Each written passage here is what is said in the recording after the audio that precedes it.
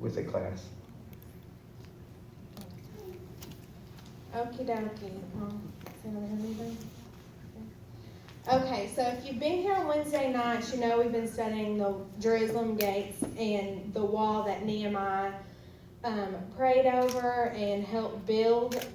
So we in Sunday school have been working on this wall. They've made it out of popsicle sticks, some type of scrap metal, rocks, hot glue with many burns. So they worked really hard. They're really proud of it. So after church, if everybody wants to just walk around and take a look at it, it is really neat. So we have three, how old are you? You're the oldest. So from 3 to 9, they've been working on this. So they all had a favorite gate. So do y'all want to say your favorite gates or you don't need to? Okay. Skylar and Cody's favorite gate was the sheep gate. So that was where people would go in after they fished to sell their fish to the, the fish gate, sorry, to sell their fish to everybody that was inside the wall. Caden's favorite, Caden, you want to say your favorite gate? No? His was the horse gate. And Caden about knows what every gate is and what it means. So he's on it. But he loved the horse gate. Brindley said, Brindley, what was your favorite? Brindley's is the fountain gate. So everybody had a favorite gate. They've worked really hard. They know a lot of, did you have a favorite gate? No. They worked really hard to build everything. So I'm really proud of them, and it's been a lot of fun doing it, don't y'all think? As Cody and Skylar say, not boring lessons. So, but if everybody just wants to take a look at it after church, but we appreciate the youth, the supplying everything we needed for it, and Daddy with his help. So they've worked really hard and they're proud of it. So.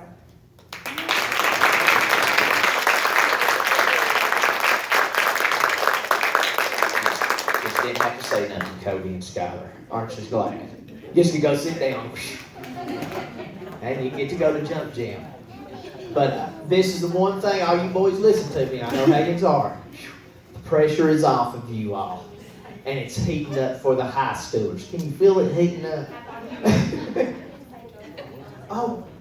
And girls, when this is over with, when we're over, everybody listening to me, all you youth, we're going to get up here because I want a picture of everybody. Even if you went to the trip, I like a picture of everybody up there. Even if you don't belong, you come here, join here, members here. So be sure, I want pictures before everybody goes outside of the place today. Because I can see where, if everybody gets a chance to come down and look, you can tell they spend a lot of time and a lot of work on it. Now, Stephanie, come forward. Teenagers with the blood pressure rising. As Shelly was saying, it was easy to talk to nobody I didn't know. I know you all. You or Cameron? Which one? Cameron? Both? All right. I'm going to turn this over to Stephanie.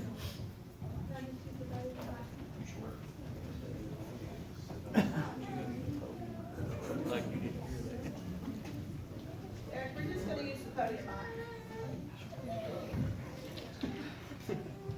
We do have a nervous group here, but we are very, very blessed. We all started the week not really knowing what to expect. Maybe some fear, excitement, just a whole roller coaster of emotions. But I will tell you that it was a very, very blessed week. Each child or young adult participated in praying with someone on the street, leading devotion. Blake and Trey even did a solo to a puppet show at a Bible school. So every person has stepped out of their comfort zone so much this week.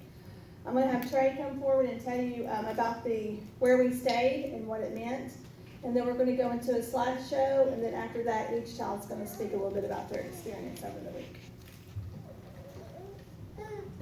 Okay, so we stayed at an organization called NISM, and that means the New York School of Urban Ministry, and it was founded in 1986. And the whole purpose of NISM is they come and they want groups and teams to come to them, and they help us in urban ministry. And that's where we go out into the city and we help the homeless, the children, and anybody who has a need in order to get them to come to follow Christ. And not only do we do that, but we put on the Bible schools, puppet shows, food trucks, and everything we can to help them. So that's what NISM is. Okay.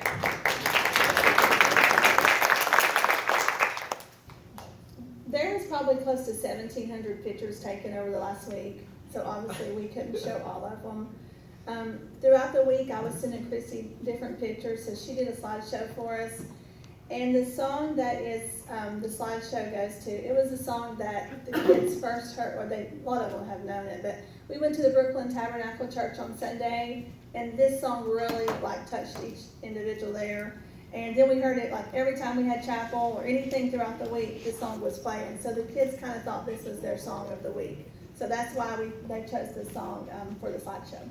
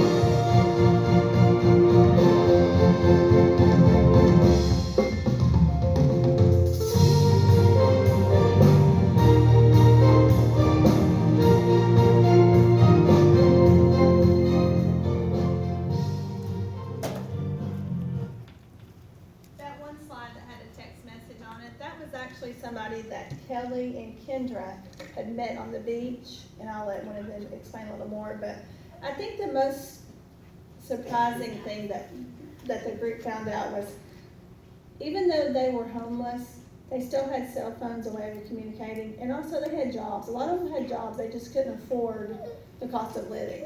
So they would work their jobs and sleep on the streets at night. So that was really an eye-opener. We've already got text messaging and emails from a few of them wanting us to continue to pray and don't forget me, and even sent more prayer needs. So we are wanting to keep in contact with those individuals and everybody that we cross paths with. At this time, I'm going to have some of the high schoolers come up and tell you, when we first got there on Saturday, we had a homeless ministry in the street. Where were we at, do you remember? Did we go to It the was gas station? Penn Station and Madison Square Garden. We went to Penn Station and Madison Square Garden. That was our first homeless ministry, and we were all kind of completely out of our comfort zone. We didn't know what to expect. We didn't know really what we were stepping into. So one of the leaders at NISM, he had they called it a prep class.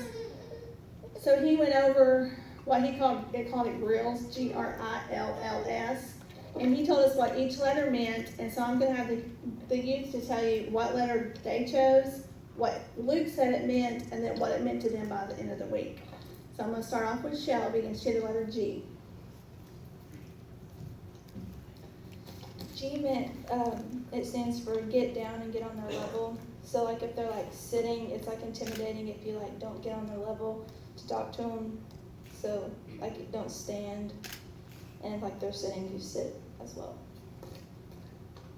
You know what it means to you by the end of the week? Like I would, like if it was me, like I wouldn't want like somebody coming up to me, and like I feel like if they were judging me if they didn't like try to get on my level. So.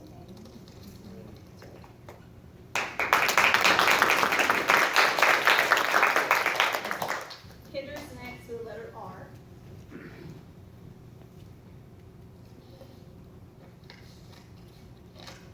I had R for respect, and at first it meant like, we're gonna run into people who, they're not used to communicating on a daily basis with people like us. So,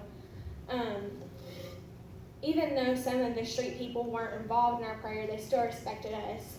There's this one guy that I was about to walk over to pray with, and he was kind of acting funny, and so I was walking toward him, and I noticed he was hiding something behind a bush, a little tree thing, and so as I walked up to him, he had picked up a beer and drank it in front of me, and after we made eye contact while he was drinking it, so I think he kind of felt maybe ashamed, but I felt like God was showing me that's who I need to talk to. Maybe I need to be there, and maybe that convicted him to maybe I was a shining light to him.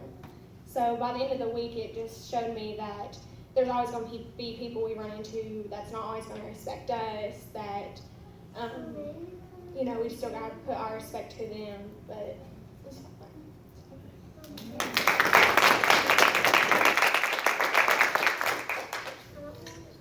All right, the next one was I, and it was initiative. And Luke had told us that we need to take the initiative. We need to be the one to walk up to this individual, because they're not going to walk up to us. So we need to walk up to them and start the conversation. And I think for this group and myself, that was very hard. But by the end of the week, we were looking for people to go up to. I mean, we were searching for them.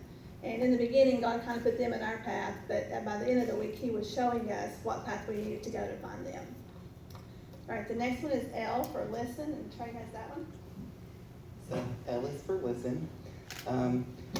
At the beginning of the week, listen meant go up to the people and try to start the conversation. Kind of like the initiative thing. If you don't go up and talk to them, you're not going to know what their need is. Once you get them to open up, then you listen to their problems, what their needs are, and you listen to how they feel about things. And then by the end of the week, God showed me that sometimes a person will open up to you and they will come to you and tell you things that they wouldn't tell anyone else, just because you show them the time of day and they care. because you care enough to listen to them.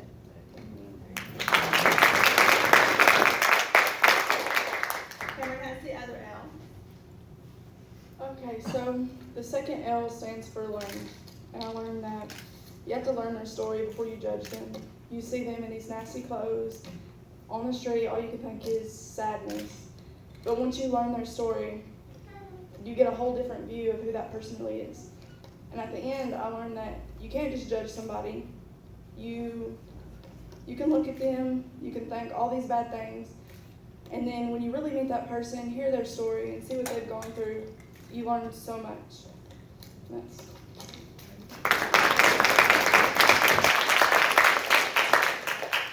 All right, Blake has S.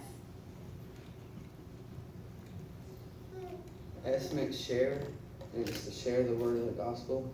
And by the end of the week, I learned that you don't push them to get them to share. While you share, you get them to go slowly, and then they'll build up.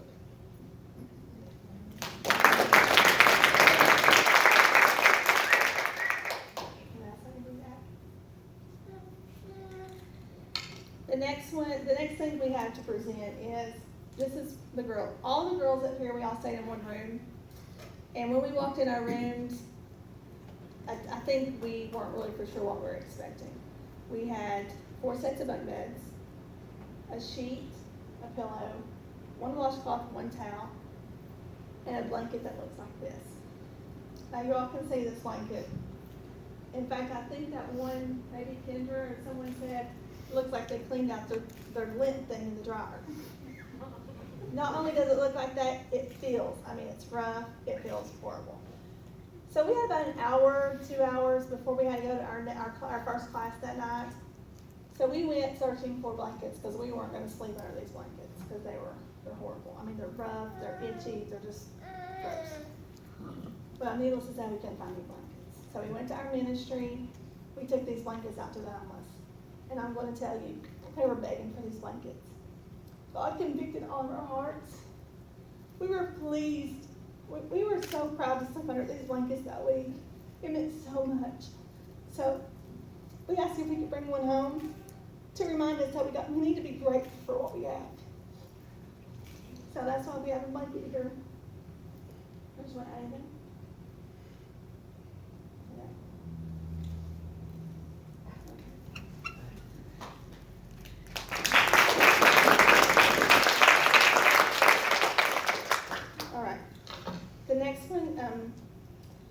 On Friday, we split up into teams.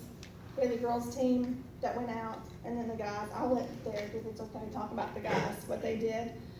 The girls, we started that morning with a prayer walk, and the only prayer walk I'd ever been on is when we attended Glenn. A lot of churches got together, and we walked the streets, and we sung, and we held signs, and we told people Jesus loved them. Well, we had a reawakening. We went into our site meeting that morning, our prep meeting, and we were handed a piece of paper of sites we were going to visit throughout this small community that we were staying in. And we were not going to see anyone at the actual facility we went to, but we were going to pray for the people that were involved in that particular business, whatever. So the first site that we went to was Jehovah's Witness, which is right across the street from where we were staying. And the lady that took us around, she gave us like prayer points of needs that these individuals that were involved had in their life.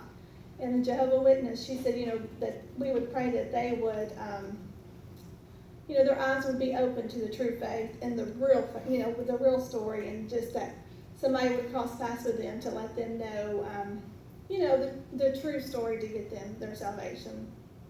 And then we went to, y'all can help me. City Lights Church. Okay, why we go there? It was a runaway shelter for homosexual kids, and we prayed, and that's one of the places. I went to the hospital. Went to the parking garage to pray for just New York City and all the families and stuff. Okay, what else do we do? On the high school, like she said, we went and prayed for the students because they didn't really have the best test scores and everything, and they were poor families. So You know, We went to a mosque and we stood in front of the mosque and prayed, but we had to pray with our eyes open and just act like we were talking to each other, and that was really difficult, but we had to, that's, every place we went, we prayed with our eyes open, so we wouldn't get like, the Muslims wouldn't come out and like yell at us or anything, so that was really different and hard. so I guess with our eyes being open to that kind of prayer walk, one thing that we talked about that we want to do, not this coming up week, but on August the 6th, that's the same day as the back to school bash. We are going to have someone represent each Knox County school, public school, and the homeschool group. And we're going to ask, since school starts the next week, which I know Trey starts prior to that, but we're going to ask that they're each going to take a place at school and pray for that school, for their school year, the administration, the kids, their home lives, and maybe start the school year off with prayer. So that way, and that was one thing that really, I think the Lord put on our heart to do. So we're going to have those next Sunday. We will have a school. And if that school is in your particular area, then maybe sometimes throughout Saturday or Sunday before school starts on Monday, if you'll just go and, you know, we just stood up on the sidewalk, but you could sit in your car or, you know, whatever. We're just wanting to kind of reach out. And another ministry that we would like to do, and I think Elizabeth's going to help us work on it, is you saw the picture, the slide of the youth praying with the police officers in Times Square. That wasn't a ministry, that was their day off. Every police officer, or the majority of the police officers they saw, they walked up to them and thanked them for their service. Because their job's hard right now. So they prayed with the guys, the police officers at Times Square. One of the police officers says, "How do we do this?" He didn't even know what to do. And the other youth leader, I think it was Andrew, correct? Andrews, you know, kind of told him what to do. But as they were praying, I was taking the picture. He looked around and he noticed the officers on both sides of him. They had their eyes closed and their head bowed. And then by the end, he had his the same way. So, you know, maybe that was planting a seed for him to maybe be more curious about, you know, what he needs to do or what this prayer, you know, really means. So, and I will let, second off, that was our morning for the girls. In the evening, we did a block party from 2 o'clock to 9 o'clock, and it was probably close to 100 degrees. So we were outside in the Bronx, Brooklyn. In Brooklyn, we were outside at a park. This community has the highest crime rate, highest everything, death rate, shootings, all this stuff. And this pastor, his name was Pastor Desmond, he had been led 11 years ago. He's a pastor, but he didn't have a building, so he can't afford a building. So he preaches and has a church on that corner. He feeds the kids pizza. We did balloon animals, face painting, we danced, had a service, and it was amazing how the people think that you have to have this big building to have church. Well, let me tell you, it was amazing. There was probably close to how many people there? 300? Yeah, there's probably 300 people. And the kids worked the food truck, they gave them hot dogs. I mean, it was amazing. So, the pastor said probably over the last 11 years, he's probably seen close to 1,000 souls saved on that particular street corner. So, that was our day that day. And we split up with the guys. So I'll let Derek is from First Baptist, and he and Donovan joined us. So, he was with the guys, so he took over the guys that day. And I just also want to thank all y'all for these wonderful youth you all have. In case you didn't know, there's 3 teams on this trip, and from the very beginning, I don't think any of us felt like we didn't know each other. I mean, we didn't, but God just brought unity throughout the group, and we had it throughout the week, and we grew to love each and every individual on this trip. But our Friday, originally we were supposed to go strip and paint a fence for a Christian school and church. And apparently there was a phone call that morning because it was going to be close to 100 degrees.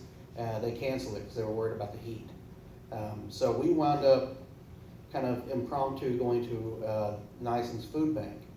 And we went down there and we got to hand out different staple items like beans and rice, canned tuna, canned chicken, things like that to different people from the community. And how many did they say they normally do? Guys? Yeah, how many people normally come through in a day? in a day, that not Espanol, NISMs. I think it was 1,000 per month. Per month, yes, I'm About thinking three day. something per Friday. Yeah, they're open 3 times a month. They're closed on the second Friday, but then they're open 3 Fridays during the month. And they'll do around 1,000 in the month. They line up and they have his name was Roberto, but he was a big giant man and he just acted kind of like the food bank bouncer, I guess, and told people to come in. Because the way it's structured, they get grants to do this, so they have to take information from every family that comes in. So you can't just have people running in to get food. It has to be kind of organized.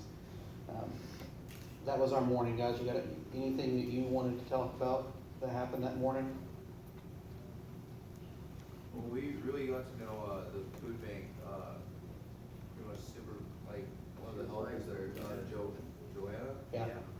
And she was an awesome lady, and she was just very, very, like, thankful, like, appreciative, like, our help, and, like, how we, like, took our time, like, especially as youth, like, we took our time, and we went there to help them out, instead of just, like, enjoying our summer and, like, kicking back and relaxing.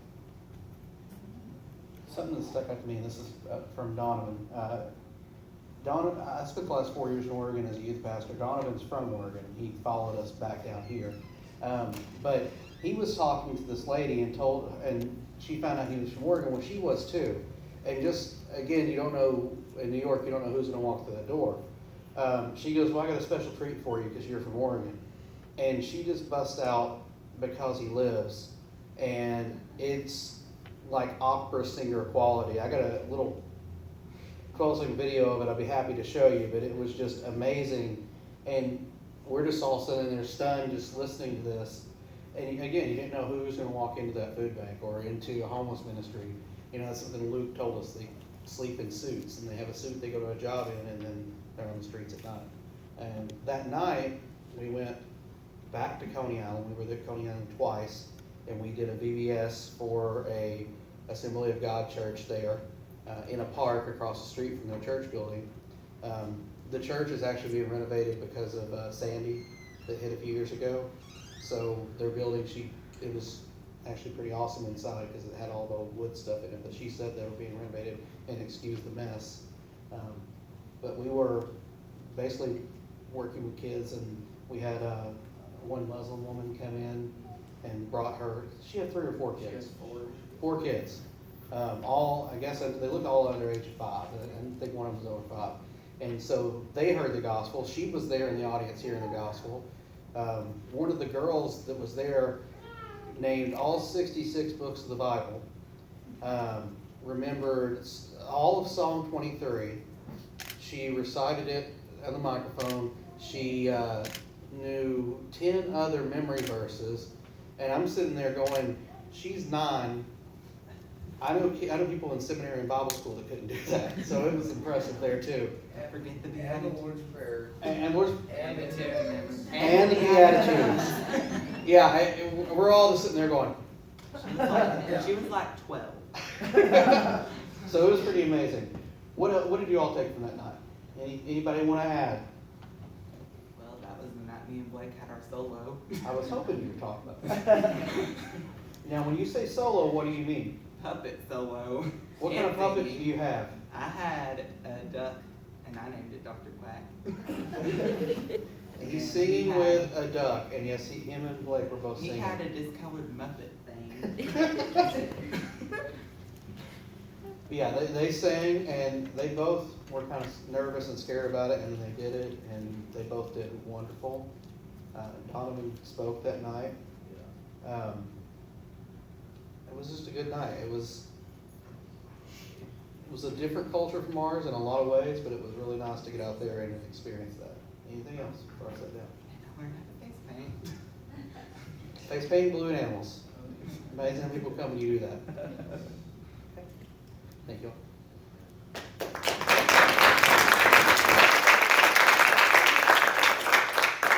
At this time, I'm gonna have them come up and they're gonna tell you about an individual they met through the week. Seemed like each one of them met somebody special. The Lord put somebody in their past, so they're gonna each tell you about that special individual. Okay, you first. And some of them may be the same one, but they kinda got a different story. So the first day that we went out on Saturday, we had our homeless ministry